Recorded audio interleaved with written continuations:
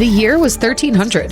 The Aztecs, originally a nomadic people who called themselves the Mexica, were looking for a new home in what is now Mexico. Their decision wasn't arbitrary. They were waiting for a sign. A divine one at that. According to the Aztec oral tradition, the travelers saw an eagle on an island in a lake. But this was no ordinary eagle. It sat on top of a cactus, clutching a snake in its beak. Interpreting this event as a sign from the god Huitzilopochtli, the Aztecs set up camp on the marshlands of Lake Texcoco.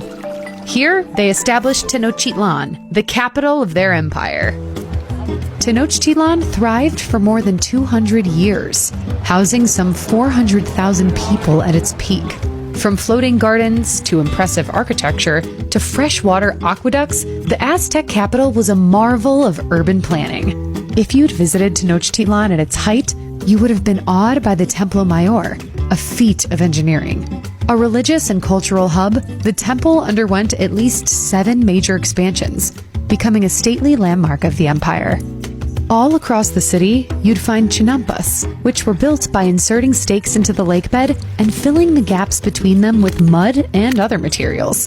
Chinampas were used to grow a variety of crops and allowed for year-round cultivation and multiple harvests.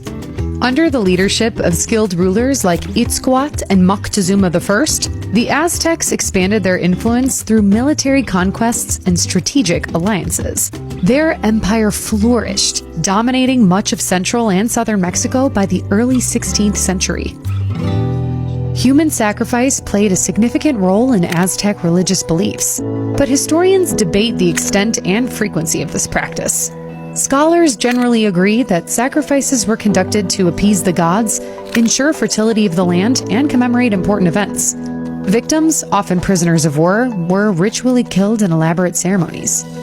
Until 1519. That year, Spanish conquistador Hernán Cortés and his forces arrived in the Aztec capital. The invaders were initially welcomed by the Aztec leader Moctezuma II, who thought Cortés might be the god Quetzalcoatl. Taking advantage of this false belief, Cortés seized Moctezuma and held him captive at his own palace, effectively taking control of the empire through the figurehead ruler.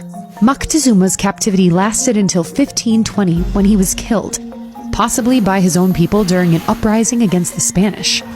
In 1521, after months of brutal warfare,